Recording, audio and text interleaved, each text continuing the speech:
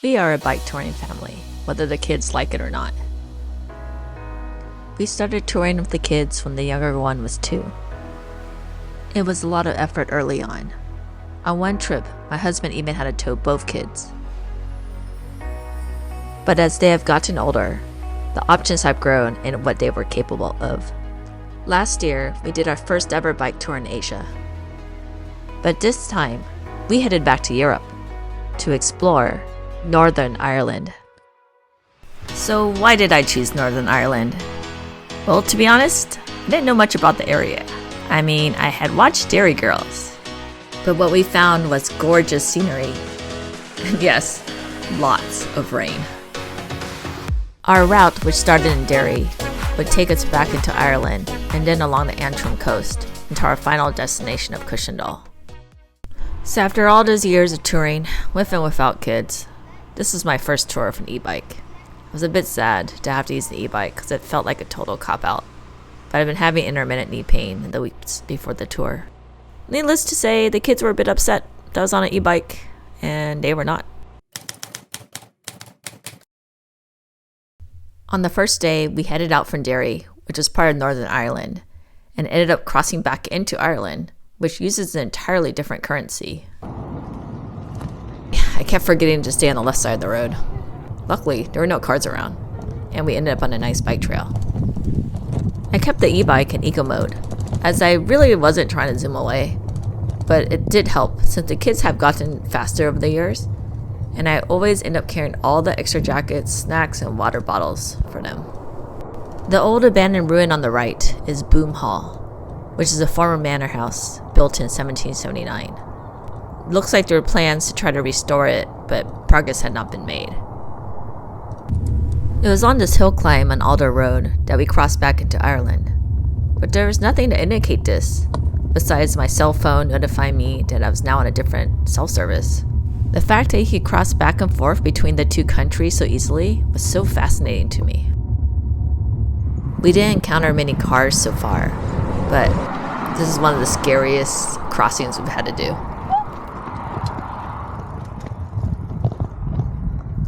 So we got a late start today and didn't start biking until 10:30. It was only 22 miles, so it should have only taken 2 hours. But with all the stopping and walking up hills, it was about going to take double that. So unlike the other days, there were no food options along today's route as we were just in farmland. We ended up having to make do with a convenience store lunch of mostly sugar and ice cream. I mean, the kids were happy. There was one downside about having so many tractors around. Dusty. So you may be wondering if we're carrying our own luggage on our bikes. And the answer is no. We have done bike camping before, which is really fun for a night or two. But for these longer tours, I prefer hotels and luggage service. We got very excited when we saw the coast again, as this meant we were on the final stretch to Moville. Surprisingly, when my son saw the ocean, he thought about going swimming. We're in Moville. What? Yeah. No, it's too cold. Are you sure? Yeah. Look at that cold Atlantic water. Moville had a charming little main street with shops and restaurants. Our destination was in B&B, but it was also a busy restaurant. They sent us up the back to put our bikes in the garage. We were unexpectedly placed in a separate apartment due to some issues with the room. So it's room 6 is in there, and then there's another room upstairs, it's room 7. But this apartment had a washer dryer, which was the best thing ever. The original route planned by the tour was to go up into the mountains and enjoy scenic views. But of course, the kids saw that the route offered a shortcut, which was a left turn on a more direct and busier road that cut out the big hill climb. Guess which one they chose? It was only a quick 3 miles to the ferry terminal this morning, where we got to experience boarding this ferry with cars. In the distance, we could see a Martello Tower. Martello Towers were forts built all over Ireland during the Napoleonic Wars to guard against possible invasion. Napoleon never actually invaded Ireland, so these forts were never used. We were hoping it would be open, but it looks like he needed a guided tour to get in. So back we went onto the main road to leave McGilligan Point. So let's talk about the weather. We had been exceptionally lucky so far. The rain forecast kept moving out to the future, and I was loving these clear skies and cool weather. Our next city was Coleraine. 11 miles away. I actually don't know. I don't know if that's kilometers and miles. So yeah, at the time I was really confused if the sign distances were in kilometers or miles. I looked it up later and realized, of course, we were in the UK, so the signs would be in miles. If we had been in Ireland, all the signs would be in kilometers. So do you remember the shortcut that takes you on a busy road but avoids the hill? Yep, that's what we're on right now. Tons of traffic. But turns out this is what the hill looked like. Still can't decide if we made the right choice or not. But both routes eventually converged here at the beach. I want to go down the beach. So go down. There's cars in the beach. What? What kind of beach is this? Let's bring our bikes down there. We were at Downhill Beach. And I guess you could drive your car on here. I had never seen this before, but it looks like it was possible to get stuck, judging by the towing service sign. So Downhill Beach was a Game of Thrones filming site. It was used to film the scene where the 7 idols of Westeros were burned. If you don't remember, here's a refresher. Take them and cast your light upon us. For the night is dark and full of terrors. After a quick lunch at the cafe across from the beach, we soon found ourselves on a super busy uphill. I'm definitely using the e-bike boost at this moment to catch up to everyone else. This was just a short but painful climb to get up to the Mussendun Temple. But despite the pain, my son did make it. You collapsed. We were walking up to the Belvedere Estate, which was built in the 18th century by the Knox family. The estate was abandoned in the early 20th century, and over time, nature claimed the land, leaving behind these ruins. From the estate, we could see Mussendun Temple in the distance. This classical round temple was built to be a summer library. This library would have had the most amazing views. From here, we could see views in the Northern Irish and Donegal coasts. We had a nice downhill after our stop. Much of our bike touring involves figuring out where to have lunch that day, but also where to stop for our afternoon ice cream break, as that was a requirement for the kids. I had marked Coleraine as our next rest stop, but we could actually see our destination city of Portstewart in the distance. As we entered Coleraine, the main order of business was looking for ice cream, but it was completely residential for a long while. Sometimes it takes us forever to get through the route, mostly because of the number of stops we make. Depending on how we feel, we will lean toward just cranking through to the end if we're getting close. So this poor kid's desire for an ice cream break may just get ignored. Okay. Oops, the path we were following didn't take us into the town center, so no ice cream break. But luckily for him, it didn't take us much longer to reach the outskirts of Portstewart. But then suddenly, my daughter's bike got a flat. Something's wrong against my tire. I'm hearing. Oh, your tire's flat. I don't know why it took so long for us to realize it was flat. What happened? Flat tire. We gotta fix it somewhere. Flat tire. It happens. Getting a flat was actually not that common for We gotta us. fix it. Get ice cream. I should have stick some duct tape on it. One fixed tire later, we're finally back on our way. Portstewart is a popular seaside destination, judging from the number of cars and people. Our B&B was located past the main strip, in a more residential area. We got a little lost at first, but eventually found it. Coleraine House. Okay. The first order of business is always to put the bikes away. Take your bikes around the top, Okay. and then I make you see where the trailer is. Yes. Here's our garage, and then we put your bikes in the garage. This is the garage. You said you'll meet us here in a few minutes. Okay. This B&B had one of the best breakfasts on this tour. They also had a water bottle refilling station, which was super helpful. Today's route was the whole reason why I booked this tour. We would be passing epic sites like Dunluce Castle, Giant's Causeway, and the Carrick-a-Reed rope bridge. It was only 27 miles, but I knew with all the stops, we would have to be lucky to get to all of them. I was enjoying the beautiful coastal views despite the gray weather when I suddenly got a flat. And then of course it started to rain on us. As it rained so often here, rain was not a big deal at all to the locals. Everyone was still out jogging, and the golfers continued to golf. Along the route, we breezed by Portrush, which had an amusement park in the distance. Of course, the kids wanted to visit, but it just wasn't the plan for today. The rain had cleared earlier, like it often did around here, and I was still hopeful that we could take a break and visit Dunluce Castle. But then the rain started and continued and didn't stop. Unfortunately, my husband and daughter got pretty far ahead and didn't know my intention to visit this castle. When we got to the castle, we realized they hadn't gone the same way. I don't know where they went. Are they not here? Ice cream? My belly hurts. I need ice cream. Even when completely soaked, this child always wants ice cream. But we took a photo of the castle to record the moment and continued along the way. So back into the rain we went. Not that we ever left the rain. At this point, my son was starting to complain about the cold. But you know, on the plus side, an occasional hill climb does help warm you up.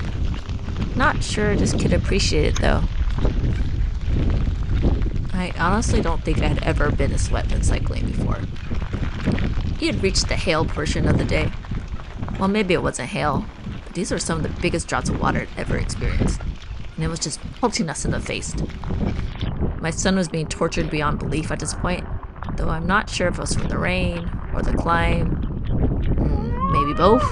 Almost there. Almost at the top. Okay, when the tour company recommended rain booties for the shoes, I think I should have taken that suggestion more seriously. When we reached the town of Bushmills, we made a detour in hopes of lunch and somewhere to dry off.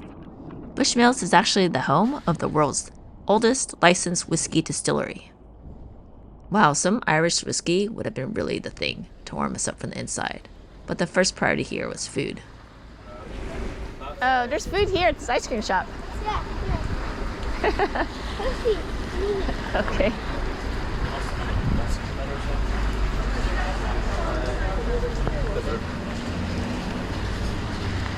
Luckily, after lunch with sandwiches, it had stopped raining. Phew. This next section of biking was probably my most favorite part of the day. It was a great bike trail with some puddles, but beautiful views. We were soon coming up to Giant's Causeway, where we stopped for a walk. This is one of the most famous landmarks in the area, and is declared a UNESCO World Heritage Site. It is surprisingly free to visit Giant's Causeway. To get down to Giant's Causeway, it was about a 0.8 mile downhill walk. Giant's Causeway was formed by volcanic activity, where the cooling lava cracked and contracted, forming a hexagonal pattern. This was also the first place we were encountering a lot of tourists, which was a super strange feeling. By the time we left the site, it was already mid-afternoon, and the chances that we could make it to Carrick-a-Reed rope bridge were pretty slim. We were only halfway, and still had 13 miles to go, and I wasn't sure how long the weather would hold. We were incredibly lucky that it stopped raining long enough for us to even visit Giant's Causeway. The kids at this point just wanted to get to the hotel because we were still all kind of soggy. I made sure not to tell them that the second half of this route was going to be even hillier. You would think after the third day of biking, I would know to stay on the left. But no, at least the cars were kind of scared of me. I can never tell if it's better to have the kid in front of me or behind. If he's behind me, I know he won't make a wrong turn, but I have to keep checking to make sure he doesn't get dropped. If he's in front of me, I'm worried he'll cross an intersection without me. There's a car coming. Ready? Yeah. No, it's not. It's flat. Okay. It's.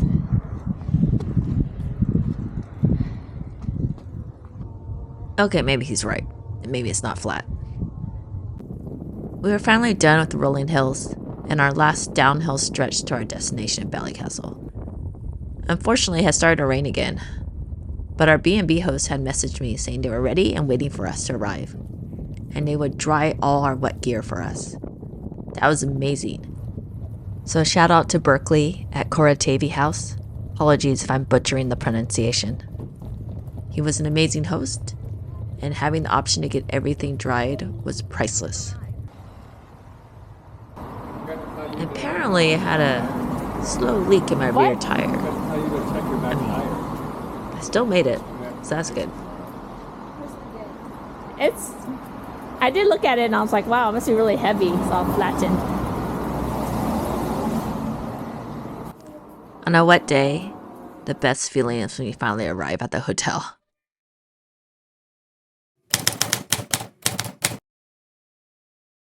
Now that we were all dried off, we were keen to get through today's route quickly before the rain was projected to hit in the afternoon. Unfortunately, today was also the hilliest day. 2,500 feet of climbing over 18.5 miles. So did I tell the kids what they were in for today? No. I just told them it was only 18 miles and they were super excited for a short day. I didn't show much of Ballycastle, but it is a cute little town with a seaside playground, and the coastal views were stunning as we biked out today.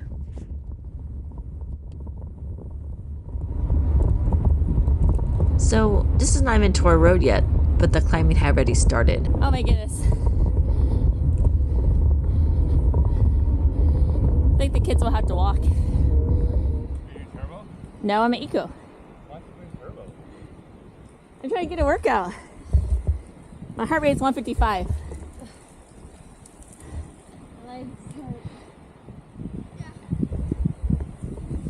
After some meandering through some side streets, we finally were on the infamous Torr Road. Torr Road has gained a reputation as one of the most challenging roads to cycle in all of Ireland. How do I get up that? How do I get on my bike? You have to get some momentum. Run. From my research, it seems that this climb is hugely popular with sportives and clubs, but most of those rides come up from the south, toward Ballycastle, which might be the steeper direction. Our B&B host in Ballycastle was surprised we were planning to bike Torr Road, and suggested a more inland direct option instead. But I knew that route would be super busy as all the tour buses took it, and I knew this route would have fewer cars and be a lot more scenic. If we had taken a left turn here, this would have taken us down to Torr Head. This headland area is the island of Ireland's closest point to Scotland, with just 12 miles in between. Our route didn't take us down there, and it was a detour I would have been interested to explore. But I assumed that since he had to bike downhill to get there, that it was added uphill to rejoin the route, which would be a really hard sell to the kids. This is the highest point we'd reached for the day, so definitely the climbing was more gradual coming from Ballycastle. This also meant it was now time for a spectacular downhill. I could see Torr Head in the distance, and I definitely felt pangs of regret for not taking the detour. But the views from here were also something I would not have wanted to miss out on, so we probably made the right choice. We occasionally had a car go past us today, but the scariest section we encountered was this hairpin turn, which we were not expecting. I actually think it would have been super scary to drive too, so I imagine the cars were also as scared of us as we were of them. Oh, this is really treacherous.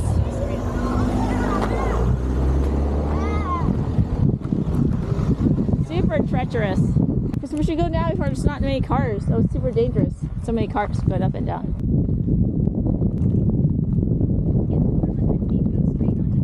As you can see, our climb so far had been pretty gradual, but we're heading up a steeper but shorter hill. The kids ended up having to walk the hill, and I must admit I boosted up the hill past them, which they didn't appreciate. Even after I passed them, there was still much more to this climb. But this really was the top of the climb for now, and it would be all downhill to the next town of Cushendall. But take a look at these views.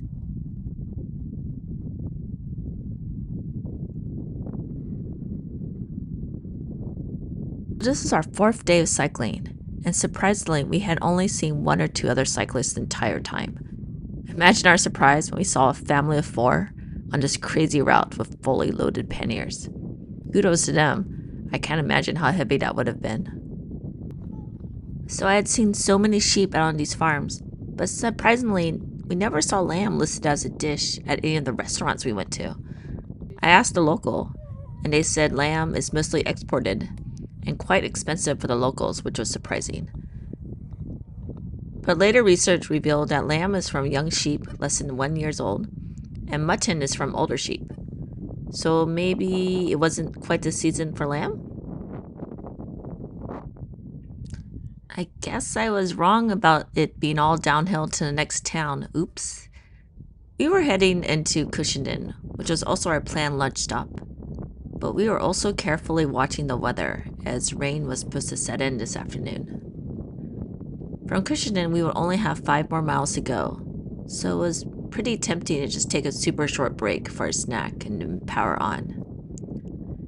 We were pretty traumatized from the downpour from the previous day of biking, which really made us not want to linger unnecessarily. Which was a shame because Cushendall had many charms. It is a harbor town and has a nice beach with caves that were used as a Game of Thrones filming site. But we saw the dark clouds looming, and after a quick snack, we got a move on and headed up the hill to continue on to Cushendall. This was the last hill for the day, and the nice thing about all the towns we had stayed in so far was that it was always downhill to the very end. Go downhill. From here. We had done a bike tour years ago in Umbria, where it was full of hilltop towns, so we always dreaded the end of the day. We were headed to Cushendall, which is known for being the capital of the glens of Antrim. We did encounter a cyclist on day 2 who grew up in this area and was super puzzled why we were headed there, as he didn't think there was much to be found in these towns. Our bike tours take us to small towns, which actually is always part of the charm of traveling this way. Unfortunately, when I googled what there was to do in Cushendall, all the major sites were places we had already biked through. But surprisingly, as we rolled into town, we arrived in the middle of the Hearts of the Glen Festival. This is a week in August where the village is a buzz of concerts, workshops, and dance. At first, we were super confused what was going on because a bunch of trucks were just honking and driving through town.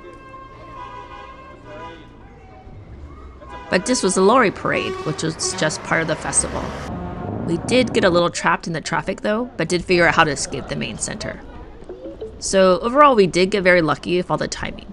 We got to the B&B earlier than check-in, and the owner was about to head out to the festival, but let us into our rooms early. If we had gotten there just 10 minutes later, we would have been stuck outside waiting when the downpour started. Instead, we were situated cozily in our rooms, enjoying the sounds of rain.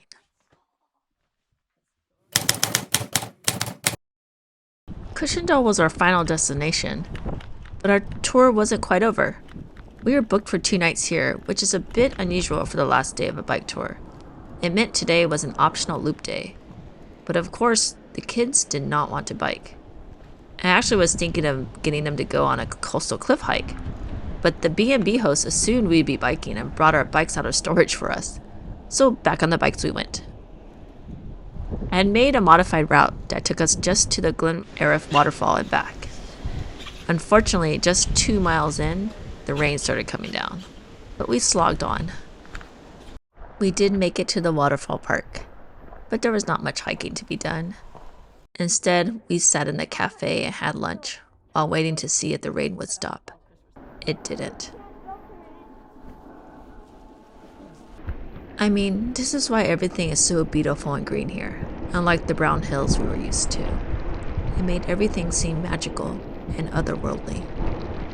Unfortunately, our bad luck with flats was not over. Why am I getting bumps? I don't know. Are you getting like bumps? No? What kind of bumps are you getting? You might have a flat in the front. Oh yeah, I think I am. I just walked very slow. Can you stop? Yeah, it is, right? I can't tell. Yeah, you have a flat. Wanna just walk? Of course, we would get a flat 1 mile from the hotel. It did turn out we had a pump in our bag, but our attempts to inflate were unsuccessful. The tube couldn't hold air. But luckily, we got rescued. So this bike tour did end in an exciting fashion. But thankfully, all our flats didn't happen during torrential downpours, so that's been lucky. Now as for the final recap of this tour. When I think about how to rate bike tours, I'd like to judge it on a few factors. First of all, routes and bike infrastructure. The routes took us on lower traffic country roads, and I felt like cars gave us a decent margin of space when passing. There weren't always bike lanes, but it didn't feel unsafe. We're not quite sure why we got so many flats. We ended up going through every spare tube that was given to us and had to patch them. Unfortunately, there weren't any bike shops along the way, so I would say this route required a bit more bike handiness than others. Still, I would give this 4 out of 5. Next is hotels. Every place we stayed at was a B&B, which is quite different, but also very cozy. I think overall the quality and service felt quite high. I would give this 4 out of 5. Points of interest. When the kids were younger, having playgrounds along the route were a must-have. But even at their current ages, they would probably still enjoy an occasional playground stop. This was a 0 playground tour, but I rate the views and stops a 5 out of 5. Overall, this tour was excellent, and the only request I got from the kids for the next bike tour was for it to not be so cold and wet. But I know that's Ireland and the UK in a nutshell. If you've made it all the way here, thanks for watching, and we'd love to hear suggestions of where else we should explore. Be sure to like and subscribe.